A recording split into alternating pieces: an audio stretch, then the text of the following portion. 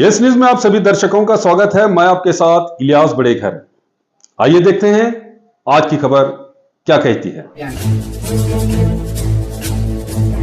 ಇವತ್ತು ಉತ್ತರ Karnataka auto rickshaw ಚಾಲಕರ ಸಂಘ ಮೊದಲ ಬಾರಿಗೆ ಬಿಜಾಪುರ ಜಿಲ್ಲೆಯಲ್ಲಿ ಉತ್ತರ ಕರ್ನಾಟಕ ಆಟೋ ರಿಕ್ಷಾ ಚಾಲಕರ ಜಿಲ್ಲಾ ಅಧ್ಯಕ್ಷರು ಪದಾಧಿಕಾರಿಗಳ ನೇತೃತ್ವದಲ್ಲಿ ಒಂದು SP ಅಡಿಷನಲ್ SP ಅವರ ಸಮ್ಮುಖದಲ್ಲಿ ಸಾಯಂಕಾಲ 4 ಗಂಟೆಗೆ ಆಟೋ ರಿಕ್ಷಾ ಚಾಲಕರು ಮಾಲೀಕರು ಚಾಲಕರನ್ನ ಸಭೆ ಕರೆದಿದ್ದಾರೆ।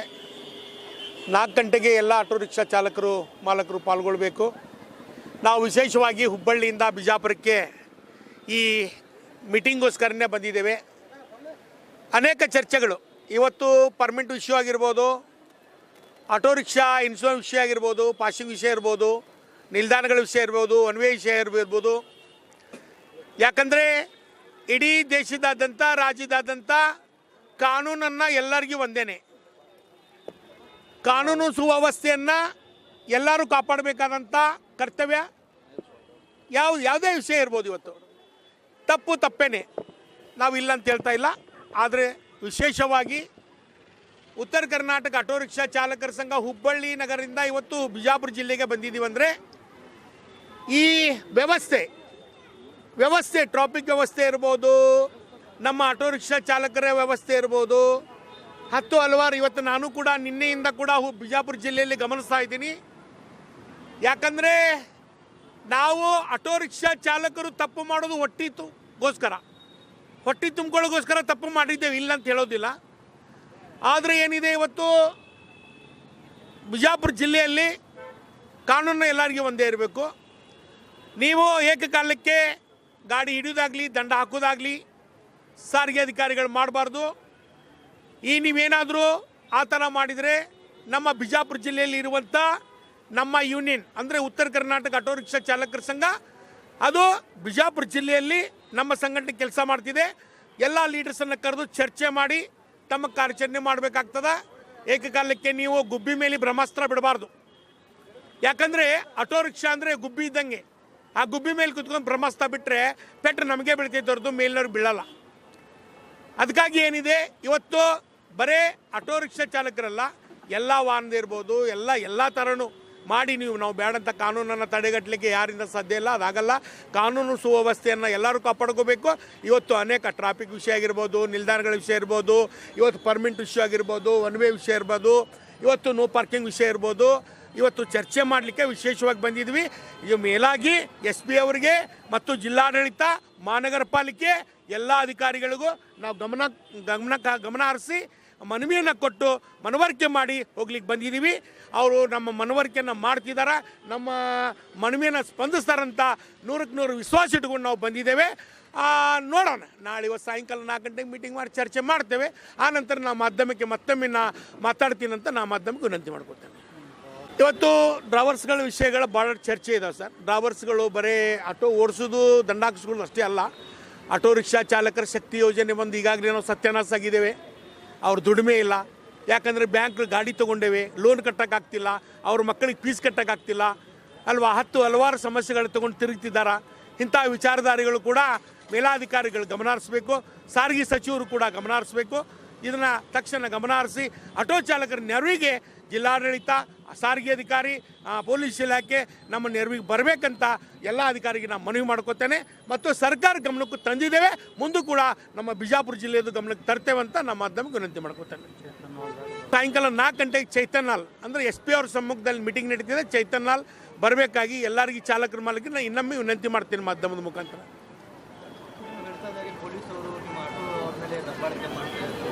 ನಿಮ್ಮ ಆಟೋರು ಎಷ್ಟು ಕ್ಲಿಯರ್ ಇದ್ದಾರೆ ಮತ್ತು ಎಷ್ಟು ಡಾಕ್ಯುಮೆಂಟ್ಸ್ ಓಕೆ, ನಿಮ್ಮ ಆಟೋರು ದಬ್ಬಾಳಿಕೆ ನಿಮಗೆ ಕಾಣೋದಿಲ್ಲ? ನಿಮ್ಮ ಆಟೋರು ಪ್ಯಾಸೆಂಜರ್ ಕೂಡ ಎಷ್ಟು ದಬ್ಬಾಳಿಕೆ ಮಾಡ್ತಿದ್ದಾರೆ ಸರ್? ನೋಡಿ, ಆಟೋ ರಿಕ್ಷಾ ಚಾಲಕರ ದಬ್ಬಾಳಿಕೆ ಅಂತ ಯಾವುದೋ ಒಂದು ವ್ಯಕ್ತಿ ಇವತ್ತು ಬಿಜಾಪುರ ಜಿಲ್ಲೆಯಲ್ಲಿ 12,000 ರಿಕ್ಷಾಗಳಿದ್ದಾವೆ ಅಂತ ನನ್ನ ಗಮನಕ್ಕೆ ಬಂದಿದೆ ಅಲ್ವಾ? 12,000 ಗಮನಕ್ಕೆ ಬಂದಿದೆ, ಲೀಗಲ್ ಆಗಿ 18,000 ಅಂತ ಇಟ್ಕೊಳ್ಳೋಣ। ನಾನೇನು ಕೇಳ್ತಾ ಇದ್ದೀನಿ, ಈ ದಬ್ಬಾಳಿಕೆ ಮಾಡೋರು, ಈ ರೌಡಿತನ ಮಾಡೋರು, ಈ ಗೂಂಡಾಗಿರಿ ಮಾಡೋರು ಯಾರು ನಮ್ಮವರು ಆಟೋ ರಿಕ್ಷಾ ಚಾಲಕರು ಅಲ್ಲ, ನಮ್ಮ ಕಡೆ ಸದಸ್ಯತ್ವ ಹೊಂದಿದವರು ಅಲ್ಲ. ಇನ್ನು ಮುಂದೆ ನಾವು ಏನು ಮಾಡ್ತಾ ಇದ್ದೀವಿ ಅಂದರೆ, ಬಿಜಾಪುರ ಜಿಲ್ಲೆಯಲ್ಲಿ ಉತ್ತರ ಕರ್ನಾಟಕ ಆಟೋ ರಿಕ್ಷಾ ಚಾಲಕರ ಅಧ್ಯಕ್ಷಗಳು ಪದಾಧಿಕಾರಿ ಸಮ್ಮುಖದಲ್ಲಿ ನಾವು ಎಲ್ಲರಿಗೆ ID ಕಾರ್ಡ್ ಕೊಡ್ತೇವೆ. ಆಟೋ ರಿಕ್ಷಾ ಚಾಲಕ ನೀನು ಹೌದು ಅಲ್ಲ, ಆಟೋ ರಿಕ್ಷಾ ಓಡಿಸಿ ನೀನು ಬದುಕು ನಡೆಸ್ತೀಯಿಲ್ಲ, ಏನು ಆಟೋ ರಿಕ್ಷಾ ಚಾಲಕ ತಗೊಂಡು ಸುಲಿಗೆ ಮಾಡ್ತೀಯಾ, ಆಟೋ ರಿಕ್ಷಾ ತೊಗೊಂಡು ನೀನು ದರೋಡೆ ಮಾಡ್ತೀಯಾ, ಆಟೋ ರಿಕ್ಷಾ ತಗೊಂಡು ರೋಡ್ ರಾಬರಿ ಮಾಡ್ತೀಯಾ, ಅಂಥವ್ರನ್ನ ನಾವು ಕುಲ್ಲಂಕುಷವಾಗಿ ಸರ್ಕಾರಿ ಪೊಲೀಸ್ ಇಲಾಖೆಗೆ ನಾವೇ ಹ್ಯಾಂಡಲ್ ಮಾಡ್ತೀವಿ. ಮುಂದೆ ಬರುವಂಥ ದಿನದಲ್ಲಿ ಭಾಳಷ್ಟು ಸುಂದರವಾಗಿ ನನ್ನ ಹುಟ್ಟೂರಿದು, ನಾನು ಭಾಳಷ್ಟು ಪ್ರೀತಿಯಿಂದ ಈ ಊರಿಗೆ ಬಂದಿದ್ದೀನಿ. ನನ್ನ ಆಟೋ ರಿಕ್ಷಾ ಚಾಲಕರ ಕುಟುಂಬನ ಸುಧಾರಣೆ ಆಗಬೇಕು, ನನ್ನ ಆಟೋ ರಿಕ್ಷಾ ಚಾಲಕರು ಕೂಡ ಸುಧಾರಣೆ ಮಾಡಬೇಕಂತಲೇ ನಾವು ಇಲ್ಲಿ ಸಂಘಟನೆ ಕಟ್ಕೊಂಡಿದ್ದೀವಿ. ತಮ್ಮ ಸಹಕಾರ ಭಾಳ ಮುಖ್ಯವಾಗಿದೆ. ನಾನು ಮಾಧ್ಯಮಕ್ಕೆ ಇನ್ನೊಮ್ಮೆ ವಿನಂತಿ ಮಾಡ್ಕೋತೇನೆ, ನಾವು ಹೊಸದಾಗಿ ಸಂಘಟನೆ ಕಟ್ಕೊಂಡಿದ್ದೀವಿ. ತಮ್ಮ ಸಹಕಾರ ಭಾಳ ಮುಖ್ಯವಾಗಿದೆ. ನಮ್ಮ ಕಡೆ ತಪ್ಪು ನಡೀತಾ ಇದೆ, ಇಲ್ಲ ತನ ಹೇಳ್ತಿಲ್ಲ. ಈಗ ಅಲ್ಲಿ ತಮಗೆ ಹೇಳಿದ್ದೀನಿ, ಅಂಥ ತಪ್ಪುಗಳನ್ನು ತಡೆಗಟ್ಟೋ ಪ್ರಯತ್ನ ಮಾಡ್ತೀವಿ.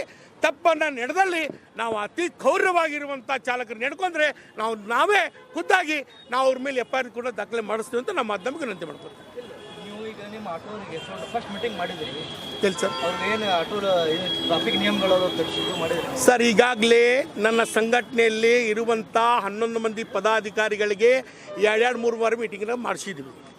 ಯಾಕಂದರೆ ಇಲ್ಲಿ ಸುಮಾರು ನನ್ನ ಹುಟ್ಟೂರು, ಇದು ಬಿಜಾಪುರ ನನ್ನ ಹುಟ್ಟೂರು. ಈ ಹುಟ್ಟೂರಿಗೆ ನಾನು ಬಂದಿದ್ದೇನೆ. ಇವತ್ತೇನು ಎಲ್ಲ ನಿಲ್ದಾಣಗಳಲ್ಲಿ ನಾನು ಏನು ನಮ್ಮ ಲೀಡರ್ಸ್ ಹೇಳಿದ್ದೀನಿ ಅಂದರೆ, ಎಲ್ಲ ನಿಲ್ದಾಣಗಳಲ್ಲಿ ಹೋಗಿ ಆಟೋ ಚಾಲಕರನ್ನ ವಿಶ್ವಾಸಕ್ಕೆ ತಗೋಬೇಕು. ಆಟೋ ಚಾಲಕರ ವಿಶ್ವಾಸಕ್ಕೆ ತಗೊಂಡು ಸಂಬಂಧಪಟ್ಟ ಇಲಾಖೆಗೆ ನಾವು ಸಂಬಂಧ ಇಟ್ಕೋಬೇಕು. ಮೊದಲ ಬಾರಿಗೆ ಟ್ರಾಫಿಕ್ ಅಧಿಕಾರಿಗಳ ಜೊತೆ ಸಂಬಂಧ ಇಟ್ಕೋಬೇಕು. ಸಂಬಂಧ ಅಂದರೆ ಹಿಂಗೆ ತೊಂದರೆ ಇದೆ ಸರ್, ಇದನ್ನು ಬಗೆಹರಿಸ್ಕೊಡಿ, ಈ ಕೆಲಸ ಮಾಡಿಕೊಡಿ, ಈ ನಿಲ್ದಾಣ ಮಾಡಿಕೊಡಿ, ನಮಗಿಲ್ಲಿ ಸರಿ ಇಲ್ಲ, ಇಲ್ಲಿ ಜಾಗ ಮಾಡಿಕೊಡಿ. ತಮ್ಮ ಗಮನಕ್ಕಿದೆ. ಯಾಕಂದರೆ ಇಡೀ ಬಿಜಾಪುರ ಜಿಲ್ಲೆಯಲ್ಲಿ ಏನು ನಡೀತಾ ಇದೆ ಅಂತ ವಿಷಯನ ಮಾಧ್ಯಮದ ಮುಂದೆ ಗಮನಕ್ಕಿರ್ತದೆ. ನಾವೇನು ಹೆಚ್ಚಿಗೆ ನಿಮ್ಮಷ್ಟು ದೊಡ್ಡವರು ನಾವಲ್ಲ, ತಮ್ಮ ಗಮನಕ್ಕಿರ್ತದೆ. ನಮ್ಮ ವಿನಂತಿ ಏನಂದರೆ, ನಮಗೂ ದುಡ್ಕೊಂಡು ತಿನ್ನಲಿಕ್ಕೆ ಅವಕಾಶ ಮಾಡಿಕೊಡಿ ಅಂತ ಕೇಳ್ತಾ ಇದ್ವಿ. ನಮ್ಮ ಕಡೆಯಿಂದ ತಪ್ಪು ಮಾಡೋದು ಹೊಟ್ಟಿಪಾಡಿಗೆ, ನಾವು ಆಟೋದವ್ರು ತಪ್ಪು ಮಾಡೋದು ಹೊಟ್ಟಿಪಾಡಿಗೆ. ನಮ್ಮ ಹೆಂಡತಿ ಮಕ್ಕಳು ಜೀವನ, ತಾಯಿ ತಂದೆ. ರಸ್ತೆ ನಡುವೆ ಬ್ರೇಕ್ ಹೊಡೆದು ಬಿಡ್ತಾರೆ ಸರ್, ಬೈಕ್ ಬರ್ತೀವಿ ಆವಾಗ ಸರ್ ನಾವೇನು ಕೇಳ್ತಾ ಇದ್ದೀವಿ, ಖಂಡಿತ ನೀವು ಹೇಳೋದು ನಾವು ಖಂಡಿತ ಒಪ್ಕೋತೇನೆ. ನಾನೇನು ಕೇಳ್ತಾ ಇದ್ದೀನಿ, ನಡು ಬ್ರೇಕ್ ಹೊಡೆದ್ರೆ ಆಟೋ ರಿಕ್ಷಾ ಚಾಲಕನ ತಪ್ಪಾಗುತ್ತೆ. ಕಾನೂನು ಸುವ್ಯವಸ್ಥೆ ಸರಿಯಾದ ರೀತಿಯಲ್ಲಿ ಪಾಲನೆ ಇಲ್ಲ. ಆ ಪಾಲನೆ ಮುಂದುವರುವಂಥ ದಿನದಲ್ಲಿ ನಾವು ನಮ್ಮ ಲೀಡರ್ಸ್ಗಳು ಅದನ್ನು ಖಂಡಿತ ಮಾಡಿಸ್ತೇವೆ. ಏನ್ರಿ, ಯಾಕಂದರೆ ಸಿಗ್ನಲ್ಸ್ಗಳಾಗಬೇಕು, ಜಂಪಿಂಗ್ ಆಗಬೇಕು, ರಸ್ತೆ ಮೇಲೆ ವೈಟ್ ಬ್ಲ್ಯಾಕಿಂಗ್ ಟೈಪ್ ಆಗಬೇಕು, ಎಲ್ಲ ಕೂಡ ತಾವು ಮಾತಾಡ್ತೀನಿ ಸರ್. ಎಲ್ಲನೂ ಯಾಕಂದರೆ ಎಲ್ಲನೂ ಒಮ್ಮೆ ಮಾಡೋಕ್ಕಾಗಲ್ಲ ಸರ್. ಒಂದೊಂದು ಹಂತಂತೂ ಕೆಲಸ ಮಾಡಿಸ್ತೀವಿ ಸರ್. ಎಲ್ಲರೂ ಕೂಡಿ ಚರ್ಚೆ ಮಾಡಿ ತಮ್ಮ ಸಮ್ಮುಖದಲ್ಲೇ ಬರ್ತೀವಿ, ಏನು ಕೆಲಸ ಮಾಡಿದ್ದೀವಿ ಅಂತೇಳಿ. ನಾವು ತಮ್ಮ ಸಮ್ಮುಖದಲ್ಲಿ ಬಂದು ನಾವು ಕೆಲಸ ಮಾಡ್ತೀವಿ ಸರ್. ಅದೇ ಸರ್, ಈಗ ನಾವು ಬಂದಿರೋ ಉದ್ದೇಶ ಅದು ಒಂದೇ. ಈಗ ಶಿವಾಜಿ ಸರ್ಕಲಿಂದ ಬಂದ್ವಿ, ಆ ನಂತರ ಇಲ್ಲಿ ಬಸವ ಸರ್ಕಲಿಂದ ಬಂದ್ವಿ. ಈಗ ಎಲ್ಲ KC ಮಾರ್ಕ್ ಕಡೆಯಿಂದ ಬರ್ತೀವಿ. ಇಲ್ಲಿ ಜನರಿಗೆ ಅಡ್ಡಾಡೋದು ಇಲ್ಲ, ಒಂದು ಬೈಕ್ ಬಂದಂದರೆ ಹೋಗೋದು ಸರ್. ಅದಕ್ಕೆ ಏನು ನೀವು ಗಮನಕ್ಕೆ ತಗೊಂಡ್ಬಂದಿರಿ ಸರ್? ಈಗಾಗಲೇ ಮನವಿಯನ್ನು ಕೊಟ್ಟಿದ್ದೀವಿ, ಮನವರಿಕೆ ಮಾಡಿದ್ದೇವೆ, ಮನವಿ ಕೊಟ್ಟು ಮನವರಿಕೆ ಮಾಡಿದ್ದೇವೆ. ಇಲ್ಲಿ ನಮ್ಮ ಗೋಲ್ಗುಮ್ಮಟ, ಬಸವೇಶ್ವರ ಸರ್ಕಲ್ ಮತ್ತು ಇಲ್ಲಿ ಎಲ್ಲ ಶಿವಾಜಿ ಸರ್ಕಲ್, ಇಲ್ಲಿ ತಮ್ಮ ಗಮನಕ್ಕಿದೆ. ಆಟೋದವ್ರಿಗಷ್ಟ ಮಾತ್ರ ಇಲ್ಲಿ ಒನ್ವೆ ಇದೆ ಸರ್, ಆಟೋದವ್ರಿಗೆ ಮಾತ್ರ ಒನ್ವೆ ಇದೆ. ಕಾನೂನು ಎಲ್ಲರಿಗೆ ಅಂತ ಅಧಿಕಾರಿಗಳು ಹೇಳ್ತಾರೆ, ಒಪ್ಕೊಳ್ಳೋಣ. ಆಟೋದವ್ರಿಗಷ್ಟೇ ಯಾಕೆ ಒನ್ವೆ? ಇಲ್ಲ, ಇವ್ರು ಗದ್ದಲ ಮಾಡ್ತಾರೆ. ನೀವು ಹೇಳ್ತಾ ಇದ್ದೀರಿ ಆಟೋಗಳು ಹೆಚ್ಚಾಗಿದ್ದಾವೆ, ನಾವು ಪರ್ಮಿಟ್ ಬಂದ್ ಮಾಡಿ ಅಂತ ಹೇಳಿದ್ವಿ. ಅಕ್ರಮವಾಗಿ ಓಡಾಡ್ತಿದ್ದಾವಲ್ಲ ಆಟೋಗಳು. ಅಂದರೆ ಶೋರೂಮ್ದವರು, ಸಾರಿಗೆ ಅಧಿಕಾರಿಗಳು ಶಾಮೀಲಾಗಿ ಕೆಲಸ ಮಾಡ್ತಾ ಇದ್ದಾರೆ. ಇದು ಕೂಡ ತಡೆಗಟ್ಟಬೇಕಾಗ್ತದೆ. ಯಾಕಂದರೆ ಈಗಾಗಲೇ 2019 ನನ್ನ ಗಮನಕ್ಕಿದ್ದಂಗೆ 2019 ಪರ್ಮಿಟ್ಗಳು ಬಂದಾಗಿದ್ದು. ಪರ್ಮಿಟ್ ಬಂದಾಗ 2021 ಮೇಲ್ಪಟ್ಟು ಪರ್ಮಿಟ್ ಸ್ಟಾರ್ಟ್ ಆಯಿತು 1 ವರ್ಷಗಳ ಕಾಲ. ಆವಾಗ ಕೆಲವರು ತೊಗೊಂಡ್ರು, ಕೆಲವರು ತೊಗೊಂಡಿಲ್ಲ. ಅದೇ ಒಂದು ನೆಪ ಇಟ್ಕೊಂಡು ಒಂದು ಆಧಾರ್ ಕಾರ್ಡ್ಗಳ ಮೇಲೆ ಸುಮಾರು 100 ಗಾಡಿಗಳು ಇದೊಟ್ಟು ಪರ್ಮಿಟ್ಗೆ ಓಡಾಡ್ತವೆ. ಆ ಗಾಡಿ ಕೂಡ ಆಗಬೇಕಲ್ಲ ಸರ್? ಯಾಕಾಯ್ತು? ನಾವು ಆಟೋ ಅಧಿಕಾರಿಗೆ ವಿನಂತಿ ಮಾಡ್ಕೋತೀವಿ, ನಾವು ಸರ್ ಈಗ ಶೋರೂಮಿಂದ ಕೊಟ್ಟಂಥ ಗಾಡಿಗಳು ಕೂಡ ಪರ್ಮಿಟ್ ಕೊಡಲಿ. ಅವ್ರು ಅಕಸ್ಮಾತಾಗಿ ಪರ್ಮಿಟ್ ಇಲ್ಲದ ಗಾಡಿ ಹೊಡ್ತು, ಇನ್ಶೂರೆನ್ಸ್ ಇಲ್ಲ, ಅದ್ರಾಗ ಡೆತ್ ಆದರೆ ಮಾಲೀಕನ ಡ್ರೈವರ್ನ ಮನಿ ಮಾಡಬೇಕಾಗ್ತದೆ. ಅದು ಕೂಡ ಗಮನಕ್ಕಿರಬೇಕು. ಇಲ್ಲ ಅಂದರೆ ಊರು ಬಿಟ್ಟು ಹೋಗೋದು ಪರಿಸ್ಥಿತಿ ಅದಾಗುತ್ತೆ. ಅದಕ್ಕೆ ಸರ್ ವಿನಂತಿ ಮಾಡ್ಕೋತೇನೆ, ಎಲ್ಲಾನು ಹಂತ ಗಮನಕ್ಕೆ ತಂದು ತಮ್ಮ ಗಮನಕ್ಕೆ ತರ್ತೀನಿ, ನಾವು ವಿನಂತಿ ಮಾಡ್ಕೋತೀವಿ ಸರ್. ಅದೇ ಈಗ VIP ಕಾರ್ ಹೋಗ್ತೈತಿ, ಅವರಿಗೆ ಬಂದೇ ಇಲ್ಲ, ಆಟೋವರಿಗೆ ಮಾತ್ರ ಬಂದಿದೆ ಸರ್. ನಾನು ಅದೇಗೋಸ್ಕರ ಬಂದಿರೋದು. ಇಲ್ಲಿ ಸಮಸ್ಯೆ ಸುಮಾರು 3-4 ವರ್ಷಗಳಿಂದ ಇಲ್ಲಿ ಭಾಳಷ್ಟು ಸಮಸ್ಯೆಗಳು ಕಂಡಿದ್ದೀನಿ. ಇಲ್ಲಿ ನನಗೆ 10 ಪರೆ ಫೋನು ಮಾಡಿದ್ದಾರೆ. ನಾವೇನು ಅವ್ರಿಗೆ ವಿನಂತಿ ಮಾಡ್ಕೊಂಡಿದ್ದೀವಿ, ಅದು ಆಟೋದವರಿಂದನೇ ತಪ್ಪು ನಡೀತಾ ಇರಂಗಿಲ್ಲ. ಈಗ 10 ವಾಹನಗಳು ತಮ್ಮ ಇದ್ರಿಗೆ ಬರ್ತಿದ್ದಾವೆ, ನೋಡ್ತಾ ಇದ್ರಿ. KSRTC ಬಸ್ಗಳಲ್ಲಿ 62 ಮಂದಿ ಕೂಡ 150 ಮಂದಿಗೆ ಹೆಂಗೆ ಬರ್ತಾವೆ ಹಂಗಂದ್ರೆ? ಅವ್ರಿಗೆ ರೂಲ್ಸ್ ಇಲ್ವಾ? ಟಮ್ ಗಾಡಿ, ಜೀಪ್ ಗಾಡಿ ಪರ್ಮಿಟ್ ಇಲ್ಲ, ವಿದೌಟ್ ಪರ್ಮಿಟ್ ಓಡಾಡ್ತಾರೆ, ಅವ್ರಿಗೆ ರೂಲ್ಸ್ ಇಲ್ವಾ? ಖಾಸಗಿ ಬಸ್ಗಳು ಓಡಾಡ್ತಾರೆ, ಅವ್ರಿಗೆ ರೂಲ್ಸ್ ಇಲ್ವಾ? ರೂಲ್ಸ್ ಎಲ್ಲ ಒಂದೇ ಸರ್. ನಾನು ನಿಮ್ಮ ಕ್ಷಣ ಅಂತ ಈಗಾಗಲೇ ಹೇಳಿಬಿಟ್ಟಿದ್ದೀನಿ. ನಂದು ವಿನಂತಿ ಇದೆ, ಮನವಿ ಇದೆ. ನಮ್ಮ ಬಡತನ ಕುಟುಂಬ, ನಮಗೆ ಸಹಕಾರ ಕೆಟ್ಟದ್ದು ಸಹಕಾರ ಕೊಡಬೇಡಿ, ಒಳ್ಳೆಯದಕ್ಕೆ ಸಹಕಾರ ಕೂಡ ವಿನಂತಿ ಮಾಡ್ಕೊತೀವಿ. ಹೌದು ಸರ್, ಇದೇ ವಿಷಯಕ್ಕೆ, ಇದು ಒನ್ ವೇ ವಿಷಯ ಆಗಿರ್ಬೋದು, ಪರ್ಮಿಟ್ಗಳ ವಿಷಯ ಇರ್ಬೋದು, ಇದು ಕೆಲವೊಂದು ವಿಷಯಗಳು ಅವ್ರ ಗಮನಕ್ಕೆ ತರ್ತಾ ಇದ್ದೀವಿ ಸರ್. ಆ ನಿಲ್ದಾಣಗಳ ಬಗ್ಗೆ, ಬಸ್ ನಿಲ್ದಾಣಗಳ ಬಗ್ಗೆ, ಬಸ್ ಎಲ್ಲಿ ನಿಲ್ಬೇಕಾಗಿತ್ತು, ಅವ್ರು ಯಾಕೆ ಇಲ್ಲಿ ನಿಂತರು, ಅದಕ್ಕೆ ಯಾರು ಪರ್ಮಿಟ್ ಕೊಟ್ಟರು, ಯಾರು ಅದಕ್ಕೆ ಇಶ್ಯೂ ಮಾಡಿದರು. ಇವತ್ತು ನನಗೆ ಹುಬ್ಬಳ್ಳಿ ನಗರದಲ್ಲಿ 155 ನಿಲ್ದಾಣಗಳು ಮಾಡಿದ್ದೀವಿ. ಹಿಂದಿರುವಂಥ ಜಿಲ್ಲಾಧಿಕಾರಿಗಳು 5 ನಿಲ್ದಾಣಗಳ ಮಾಡಿಸ್ರಿ ಅಂತ ಹೇಳಿದ್ದಾರೆ. ಇವತ್ತು 2 ನಿಲ್ದಾಣಗಳಾಗಿದ್ದಾವೆ. 7 ಲಕ್ಷ ರೂಪಾಯಿದಲ್ಲಿ ಮಾಡಿಸಿದ್ದೀವಿ. 1 ಲಕ್ಷ ನಿಲ್ದಾಣಕ್ಕೆ ಒಂದು NOC ಕೊಟ್ಟಿಲ್ಲ. NOC ಯಾರು ಕೊಡಬೇಕು? ಟ್ರಾಫಿಕ್ ಅಧಿಕಾರಿಗಳು ಕೊಡಬೇಕು. ಅದು ನಿಂತಿದೆ ಕೆಲಸ. ಅದು ಅವ್ರವ್ರು ಏನು ಸಂಬಂಧಿತ ಒಂದು ಸಾಯಂಕಾಲ ಚರ್ಚೆ ಮಾಡೋಣ ಸರ್, ಅದು ಏನಿದೆ ಅಂತ ತಮ್ಮ ಗಮನಕ್ಕೆ ತರ್ತೀನಿ ಸರ್. ಶೇಖರಯ್ಯ ಮಠಪತಿ ಅಂತೇಳಿ ಉತ್ತರ ಕರ್ನಾಟಕ ಆಟೋ ರಿಕ್ಷಾ ಚಾಲಕರ ಸಂಘ ಸರ್. ಮಾಧ್ಯಮದವರಿಗೂ ಮತ್ತು ಇಲ್ಲಿ ಆಗಮಿಸಿರುವಂಥ ಎಲ್ಲ ನನ್ನ ಆಟೋ ಚಾಲಕರು ಮತ್ತು ಉತ್ತರ ಕರ್ನಾಟಕ ಸಂಘದ ಎಲ್ಲ ಹಿರಿಯರು ಮತ್ತು ಬಿಜಾಪುರದ ಸಂಘದ ಅಧ್ಯಕ್ಷರಿಗೂ ಎಲ್ಲರಿಗೂ ನನ್ನ ನಮಸ್ಕಾರಗಳು. अस्सलाम वालेकुम।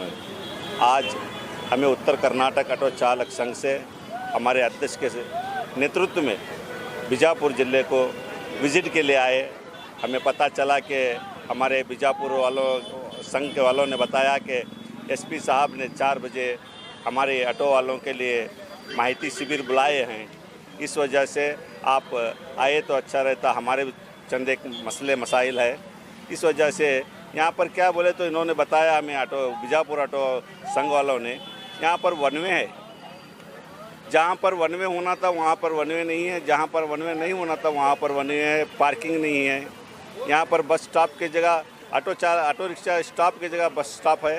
इस वजह से ज़्यादा कुछ नहीं बोल ज़्यादा इसके बारे में मैं कुछ नहीं बोलता। शाम में SP साहब के यहाँ मीटिंग है। सारे बीजापुर के ऑटो रिक्शे वाले चालक और मालक SP साहब के ऑफिस नीचे चैतन्य हॉल के अंदर सभी हजरात वहाँ पर पहुँचे और उस मीटिंग में आपको जो भी मालूमात होगी वहाँ पर बताएंगे। वो कानून के मुताबिक इंश्योरेंस है, पासिंग है, परमिट है, लाइसेंस है, ब्याज है, वगैरह वगैरह के बारे में हमारे अध्यक्ष साहब शेखरಯ್ಯ मठपति जी ने वहाँ पर SP साहब से बात करेंगे। और ये यहाँ पर इन्होंने अपना बीजापुर के अंदर जो भी प्रॉब्लम्स बताए हैं ऑटो चालक के, जहाँ पर क्या है बोले तो यहाँ 4 व्हीलर वाले और 2 व्हीलर वाले 6 व्हीलर वालों को एक रूट दिए हैं, ऑटो वालों को एक रूट दिए हैं। ये कानून के हिसाब में थोड़ा नीचे ऊपर हो रहा है। इस वजह से हमारे अध्यक्ष साहब वहाँ पे SP साहब से बात करेंगे। ज़्यादा मैं कुछ नहीं कहना चाहता। हमारे अध्यक्ष साहब के नेतृत्व के अंदर जो भी होगा SP साहब के सामने बात होगी। इंशाल्लाह सारे हजरात बीजापुर के ऑटो चालक व मालक और ड्राइवर्स ओनर्स जितने भी स्टैंड के मेम्बरान्स हैं सभी लोग SP साहब के ऑफिस में मीटिंग को 4 बजे पहुँचे और चैतन्य हॉल में जमा होने की कोशिश करें। अस्सलाम वालेकुम रहमतुल्लाहि बरकातहू। मेरा नाम बाबाजान बड़गानूर, उत्तर कर्नाटक ऑटो चालक कोषाध्यक्ष। जो 116 गाड़ियाँ जो विदाउट परमिट के जो फिर रहे हैं उनसे ये कहना चाहता हूँ मैं कि वो गाड़ी के जो ओनर हैं वो सब 4 बजे मीटिंग रखी हुई है जो चैतन्य हॉल में, जो SP साहब और DSP साहब के नेतृत्व में। वो सभी लोग वहाँ आकर अपनी जो समस्या है, जो आप गाड़ी ले चुके हैं, जो आप एजेंट के ज़रिए हो या किसके भी ज़रिए हो, जो विदाउट परमिट गाड़ी चला रहे हैं, अगर एक्सीडेंट होता है तो आपका परमिट नहीं आया तो आपको इंश्योरेंस क्लेम नहीं होता है। इसीलिए मैं तमाम जो गाड़ी जो 116 गाड़ी जो ऑटो रिक्शे जो फिर रहे हैं पैसेंजर, जो उनसे मैं कहना चाहता हूँ कि जो अभी आपका प्रॉब्लम है, जो आप 4 बजे मीटिंग रखी हुई है, जो हमारे के जैसा शेखरಯ್ಯ मठपति राज्य अध्यक्ष आए हुए हैं, उनके सामने आप आकर डिस्कस करें। जो बन सकता है वो आपको हमें परमिट वगैरह या कुछ भी अगर आपको दिलाने की है तो कोशिश हम कर सकते हैं। इसीलिए आप तमाम ड्राइवरों से मैं ये गुजारिश कर रहा हूँ, जो भी विदाउट परमिट जो फिर रहे हैं वो 4 बजे चैतना हॉल में आकर मिलें। जो आपके बारे में उसका डिस्कस किया जाएगा। जो परमिट आपको विदाउट परमिट जो चला रहे हैं, जो आपको परमिट जो नहीं, कैसा आप गाड़ी तो ले चुके हैं, मतलब उतना पैसा तो खर्चा कर चुके हैं, जो आपको कोई गलत एडवाइज़र देकर आप गाड़ी तो ले चुके हैं, मतलब गाड़ी आपके 2-3 साल से फिर रहे हैं गाड़ी जो विदाउट परमिट है। अब अगर एक्सीडेंट बाय चांस एक्सीडेंट हो गया, पैसेंजर को भी तकलीफ हो जाएगी, आपको भी तकलीफ हो जाएगी। जो परमिट नहीं हुआ तो आपको इंश्योरेंस क्लेम नहीं होगा। इसीलिए मैं आपसे सभी जो गाड़ी कितने हैं आपकी गाड़ी, ऐसा मुझ लेकर बैठो मत, आप आओ खुलकर जो भी बात करना है एसपी साहब से, डीसी साहब से बात करो। जो आपका जो भी सोल्यूशन है वो हम पूरा करने की आपको कोशिश करेंगे। मुश्ताक अहमद पटेल, उत्तर कर्नाटक सेक्रेटरी। ಎಷ್ಟಿಂದ ಕಾರ್ಯಾಚರಣೆ 2006ರಿಂದ ಕಾರ್ಯಾಚರಣೆ 2006ರಿಂದ ಕಾರ್ಯಾಚರಣೆ ಸ್ಟಾರ್ಟ್ ಮಾಡಿದ್ದೀರಿ ನಂಬರ್ ಸರ್. 2006ರಿಂದ ಕಾರ್ಯಾಚರಣೆ ಮಾಡಿದರೆ ಡಿಜಿಟಲ್ ನಂಬರ್ ಅವತ್ತು ಗ್ರಾಮೀಣ ಪ್ರದೇಶದಲ್ಲಿ ಅಥವಾ ಇವತ್ತು ಸಿಟಿ ಪರ್ಮಿಟ್ನಲ್ಲಿ ಒಂದೇ ಟೈಮ್ ಕೊಡ್ತಿದ್ರು ಅಥವಾ ಈಗ ಗ್ರಾಮೀಣದ ನಾವು ಕೈ ಹಾಕಿಲ್ಲ. ಈ ಸಿಟಿಗೆ ಸಂಬಂಧಪಟ್ಟಂತೆ ಇರುವಂಥವು ಎಷ್ಟು ಇಲ್ಲಿ ಆಟೋ ಅದಾವ, ಎಷ್ಟು ಪರ್ಮಿಟ್ ಅದಾವ ಅನ್ನೋದ್ರ ಬಗ್ಗೆ ಚೆಕ್ ಮಾಡ್ಕೊಳ್ಳೋ ಸರಿಯಾಗಿ ಕೊಟ್ಕೊಂಡು ಹೋಗ್ತಾ ಇದ್ದೀವಿ. ಹಿಂಗೆ ಕೆಲವು ನಡು ಏನದ ಅದನ್ನು ಬ್ಯಾಡ ಅಂತೇಳಿ ಅವ್ರ ಹುಡುಗರೇ ತಡೆ ಹಿಡಿದ್ರು, ಅಧಿಕಾರಿಗಳು ಕೆಲವೊಂದು ದಿನ ತಡೆ ಹಿಡಿದ್ರು. ಈಗ ಮತ್ತೆ ಸ್ಟಾರ್ಟ್ ಮಾಡಂತಂದ್ರೆ ಈಗ ಮತ್ತೆ ಮಾಡಿಲ್ಲ. ಯಾಕಂತಂದರೆ ಕೆಲವೊಂದು ಗ್ರಾಮೀಣ ಗಾಡಿಗಳು ಇಲ್ಲಿ ಓಡಾಡ್ತಾರೆ. ಅದಕ್ಕೆ ಇಲ್ಲಿ ಸಿಟಿಯವ್ರು ಇದ್ದವ್ರಿಗೇನೆ ಆಟೋ ಓಡ್ಸೋಕ್ಕೆ ಸಿಗ್ತಾ ಇಲ್ಲ. ಮತ್ತು ಈ ಗ್ರಾಮೀಣಗಳು ಓಡಾಕತ್ತಪ್ಪ ಅಂತಾರೆ ನಮಗೆ ಇಲ್ಲಿ ಬರಬೇಕು ಅಂತ ಕೆಲವೊಂದು ನನಗೆ ಹೇಳಿ ಸಂಬಂಧ ಇಲ್ಲಿ ಪರ್ಮಿಟ್ ಎಷ್ಟು ಅದಾವು ಮತ್ತು ಗಾಡಿಗಳು ಎಷ್ಟು ಇಲ್ಲಿಗಲ್ಲಿ ಓಡ್ತಾ ಇದ್ದಾವೆ ಅನ್ನೋದ್ರ ಬಗ್ಗೆ ಮಾಹಿತಿ ಸಿಗ್ತದೆ. ಅದನ್ನು ಚೆಕ್ ಮಾಡೋದ್ರ ಬಗ್ಗೆ ನಾವು ಈಗಾಗಲೇ ಒಂದು ಆದಿತ್ಯ ಅಧಿಕಾರಿಗಳು, ಟ್ರಾಫಿಕ್ ಅಧಿಕಾರಿಗಳು, ಎಸ್ ಪಿ ಅವರು, ಮಹಾನಗರ ಪಾಲಿಕೆ, ಜಿಲ್ಲಾಡಳಿತ ಅಲ್ವಾ ವಿಷಯ ಬರುತ್ತಾನೆ. ಈ ವ್ಯಾಪ್ತಿಯಲ್ಲಿ ಜಂಟಿ ಸಭೆ ಕರೀಬೇಕು. ಧಾರವಾಡ ಬಿಜಾಪುರ ಜಿಲ್ಲಾ ಜಂಟಿ ಸಭೆ ಕರೀಬೇಕು. ಅಂದರೆ ಒಂದೇ ಸಂಘಟನೆ ಅಂತಲ್ಲ, ಎಲ್ಲ ಸಂಘಟನೆ ಸಿಗ್ತದೆ. ಯಾಕಂದರೆ ಹುಬ್ಬಳ್ಳಿ ಕೂಡ ನಮ್ಮ ಹೇಳಿದ್ದೆ ಕಂಪ್ನಿ ಮಂಡ್ರೋನ್ ರಾಣಿ ಸಾಹೇಬ್ ಇದ್ದಾಗ ಭಾಳ ಜನ ನಮಗೆ ಕಂಪ್ನಿ ನಮ್ಮ ಹುಬ್ಬಳ್ಳಿ ನಗರದಲ್ಲಿ 3 ಟ್ರಾಫಿಕ್ ಪೊಲೀಸ್ಗಳು ಕೂಡ ಇಂಥವು 4 ನಂಬರ್ ಫೇಲೋರ್ ಆಗಿರುತ್ತೆ. ಯಾಕೆ ಕಾರಣ ಅಂದರೆ ಇವತ್ತು ಗೋಕುಲ್ ವ್ಯಾಪ್ತಿಯಲ್ಲಿ ಎಷ್ಟು ಸ್ಟೇಷನ್ ಇರುತ್ತೆ, ಆ ಸ್ಟೇಷನ್ ವ್ಯಾಪ್ತಿ ಒಂದು, ಇವತ್ತು ಬೆಂಡಿಗಿರಿ ಪೊಲೀಸಿಂದ ವ್ಯಾಪ್ತಿ ಒಂದು, ಮತ್ತು ಕೇಶಾಪುರ ಪೊಲೀಸ್ ವ್ಯಾಪ್ತಿ ಒಂದು, ಈ ಥರ ಕೊಟ್ಟು ಕೂಡಲೇ ಏನಾಗುತ್ತೆ, ಈಗ ನಿಮ್ಮನ್ನು ನಾವು ಬರ್ತೀವಿ ಸರ್ ನನಗೊಂದು ಕೊಡ್ರಿ, ನಿಮಗೊಂದು ಕೊಡ್ರಿ ಹಾಕೊಂಡು ಕನ್ಫ್ಯೂಷನ್ ಮಾಡಿ ಈ ಥರ ಇಲ್ಲ, ಈ ಥರ ಆಗಿಬಿಟ್ಟಿದೆ. ಅದಕ್ಕೆ ನೀವು ಅದನ್ನು ಮಾಡೋಕ್ಕಿಂತ ಪೂರ್ವದಲ್ಲಿ ಏನು ಸರ್, ನೀವು ಒಂದು ಈ ಏರಿಯಾಕ್ಕೆ ಸಂಬಂಧಪಟ್ಟಿದ್ದಾರೆ ಇಷ್ಟಪ್ಪ, ನೀವು ಆಟೋ ಅಧ್ಯಕ್ಷರು ಕರಿಬೇಕು ಭಾರತ. ನಿನ್ನ ಈ ಸಂಬಂಧ ನಾನು ಕೇಳ್ತಾ ಇದ್ದೀನಿ, ನಿನ್ನ ಕೈ ಒಳಗೆ ನಾನು ಎಷ್ಟು ನಂಬರ್ ಕೊಟ್ಟಿದ್ದೀನಿ, ಆ ನಂಬರ್ ಪ್ರಕಾರ ನೀವು ಎಷ್ಟು ಗಾಡಿ ನಂಬರ್ ದಾಖಲಾತಿಗಳು ಕೊಟ್ಟಿದ್ದೀನಿ. ಅದು ವಿದೌಟ್ ಪರ್ಮಿಟು ದಾಖಲಾತಿ ಐತೋ ಇಲ್ಲ ಅನ್ನುವಂಥ ದಾಖಲಾತಿ ನೀವು ಹುಡುಕ್ಬೇಕಂದ್ರೆ ನನಗೊಂದು ಸ್ವಲ್ಪ ಜನ ನಾನು ನಿನಗೆ ಪಾಸಿಂಗ್ ಮಾಡಿಯೋ ಇಲ್ಲೋ ಅಂತ ಕೇಳೋ ಅಧಿಕಾರ ಅಲ್ಲ. ನಾನು ನಿನಗೇನು ಕೇಳ್ತಾ ಇದ್ದೀನಿ, ನಿನ್ನ ದಾಖಲಾತಿ ನನಗೆ ಕೊಡಬೇಕು. ನಿನ್ನ ಆಟೋ ಇದು ಹೌದು ಅಲ್ಲಪ್ಪ, ನೀವು ಓನರ್ ನಾ ಡ್ರೈವರ್, ನೀವು ಓನರ್ ನಿಲ್ಸ್ಕೊಂಡು ಬರಲ್ಲ. ಈ ಥರ ಅಧ್ಯಕ್ಷರು ಪದಾಧಿಕಾರಿ ಇಸ್ಕೊಂಡ್ಬಿಟ್ಟು ಅಂದ್ರೆ ನಿಮ್ಗೆ ಇಲ್ಲ ಗೊತ್ತಿದೆ, ಇವ್ರಿಗೆಲ್ಲ ಗೊತ್ತಿದೆ. ಅದಕ್ಕೆ ಅದನ್ನು ಫೈಲ್ ಇದಾವ, ನಾ ಫೈಲ್ ಯಾರು ಅಧಿಕಾರಿಗಳು ಮಾಡಿರ್ಲಿಕ್ಕಿಲ್ಲ, ಆ ಥರ ಫೈಲ್ ಇದಾವೆ, ಇವ್ರಿಗೆಲ್ಲರಿಗೂ ಗೊತ್ತಿದೆ. ಅದಕ್ಕೆ ಸರ್ ನಂದು ಏನಿದೆ, ಯಾಕಂದರೆ ಪರಿಸ್ಥಿತಿಗಳು ಯಾರ್ದು ಸರಿ ಇಲ್ಲ, ನಿಮ್ಮದು ನಮ್ದು ಕೂಡ ಸರಿ ಇಲ್ಲ. ನಾವು ಹೇಳೋದೇನ್ರಿ, ನಾವು ನಿಮ್ಗೇನು ಕೇಳ್ತೀವಿ ಏನ್ರಿ ಆಟೋಮೇಟಿಕ್ ಆಗತ್ತಿರಲ್ಲ ಬರೀ ಅಂತ ನಾವು ಕೇಳ್ತೀವಿ. ಅವಾಗ ನಮ್ಮ ಕರ್ತವ್ಯ ರೀ, ನಮ್ಮನ್ನ ಕೇಳಿದ್ರೆ ನೀವು